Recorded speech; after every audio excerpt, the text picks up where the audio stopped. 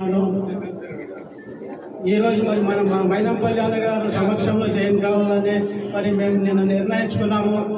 కానీ అతనికి సమయం లేనిది నాకు బిజీ షెడ్యూల్ వల్ల రాలేకపోయారు. ఈరోజు మరి మన కంటోన్మెంట్ అభ్యర్థి కాంగ్రెస్ అభ్యర్థి గణేష్ గారి సమక్షంలో జైన్ కావడానికి మేము సంసిద్ధమైనాము.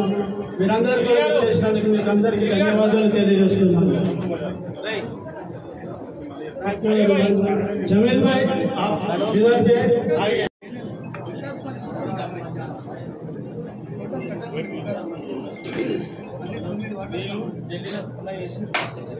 కంటోన్మెంట్ బోర్డు మెజర్ కావాలని చాలా పోరాటాలు చేసి పెద్ద కథ ఇది. ఈరోజు కంటోన్మెంట్ వికాస్ మంచ్ కంటోన్మెంట్ జిహెచ్ఎంసీలో మర్జ్ చేయాలని చెప్పి గత 4 సంవత్సరాల నుంచి సుదీర్ఘంగా చేసిన పోరాటం ఇలా తుది దశకు ఉన్నది. ఇటీవల ఎలక్షన్ ప్రచారంలో రేవంత్ రెడ్డి గారు మిగిలిన అంశాన్ని టాప్ ప్రయారిటీ తీసుకొని గణేష్ అన్న గారికి ఆ బాధ్యతలు అప్పచెప్పడం మాకు చాలా సంతోషం. కాబట్టి ఇవాళ గణేష్ అన్న గారి ఆధ్వర్యంలో వికాస్ మంచ్ గణేష్ అన్న గారికి సపోర్ట్ మరియు వికాస్ మంచ్ సభ్యులందరూ కాంగ్రెస్ పార్టీ సభ్యత్వం కూడా తీసుకోవాలని చెప్పి నిర్ణయించినాం.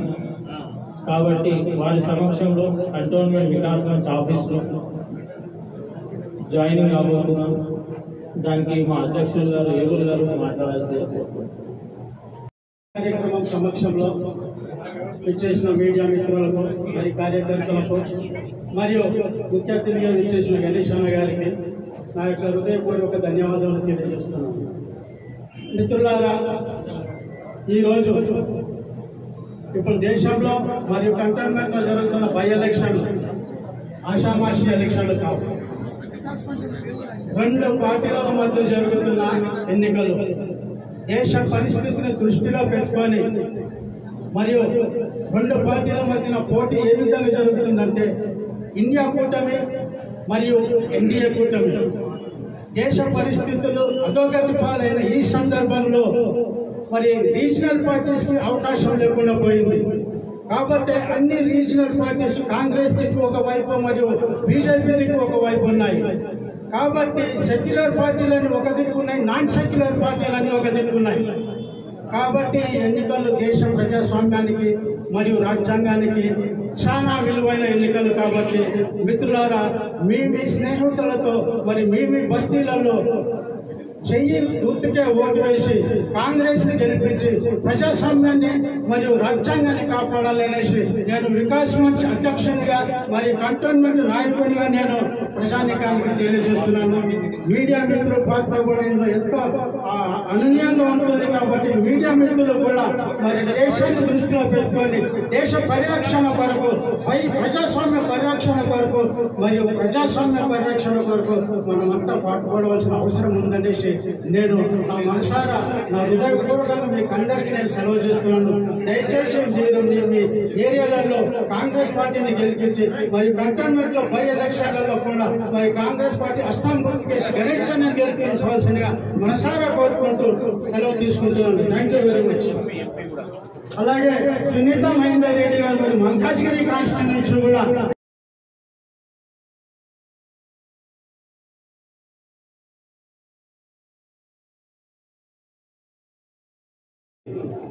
కంటోన్మెంట్ కాంగ్రెస్ అభ్యర్థి గణేష్ అన్న గారికి ముఖ్యంగా మేము చెప్పబోయేది, ప్రజల మధ్యలో ఉండే ప్రజా సమస్యలు తెలిసి నిరంతరం ప్రజల గురించి పోరాడ లక్ష్యంతోనే గత 3.5 సంవత్సరాల కింద ఈ యొక్క కంటోన్మెంట్ ప్రాంత ప్రజల యొక్క కష్ట సుఖాలు తెలిసి ఆ రోజు కంటోన్మెంట్ వికాసం అనేది ఏర్పడడం జరిగింది.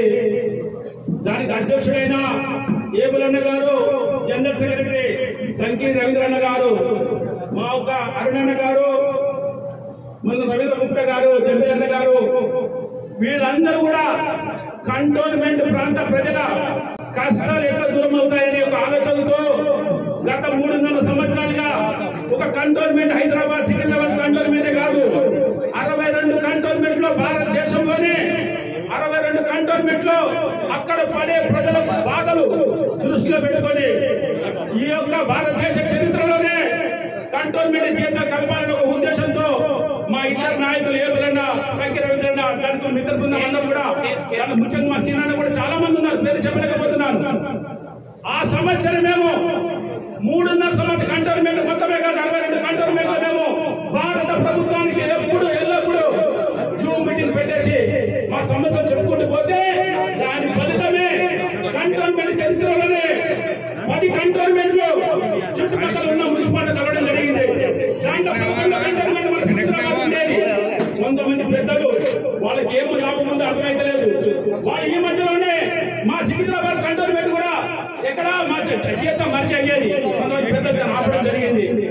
కనుక దయచేసి ప్రజల మధ్యలో ఉన్న వాళ్ళు ఎప్పుడు ప్రజా సమస్యలపై పార్టీలకు అతీతంగా పోరాడినప్పుడే నిజమైన స్వాతంత్రం, నిజమైన భాష.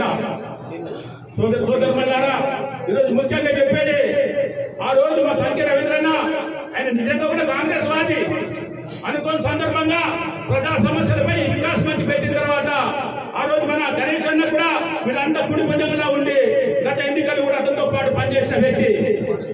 అలాంటి గణేష్ అన్నకు ఒక మంచి అవకాశం వచ్చింది కాంగ్రెస్ పార్టీ తరఫు నుంచి. మేము కూడా టీఆర్ఎస్ లో ఉండి కూడా వికాస్ మంచి పోరాడాం. భారతదేశ చరిత్రలోనే పోయిన సంవత్సరం ఒక గెజిట్ వచ్చింది కంటోన్మెంట్ ఎన్నికలని.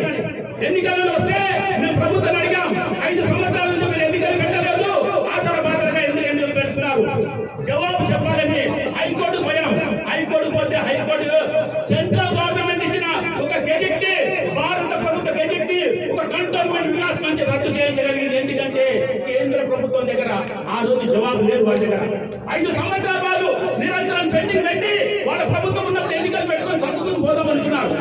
ఎందుకు పెట్టలేదని అడిగారు కేంద్ర ప్రభుత్వం కంటోన్మెంట్, వాళ్ళ జవాబు లేదు.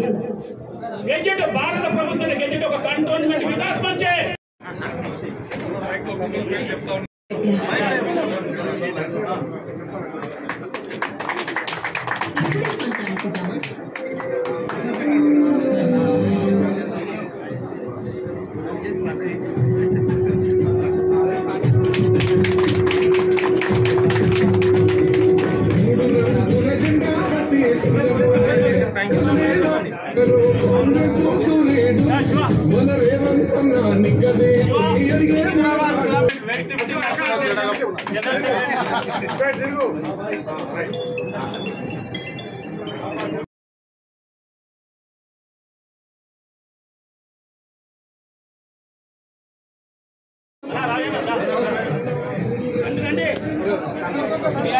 రిటైర్డ్ ఎంప్లాయీ ఈ రాజు గారు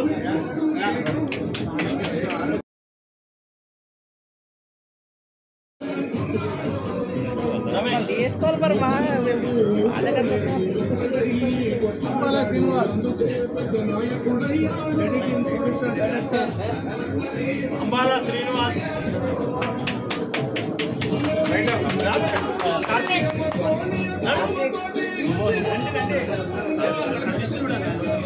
అరే కార్తీక్ ఏమైంది?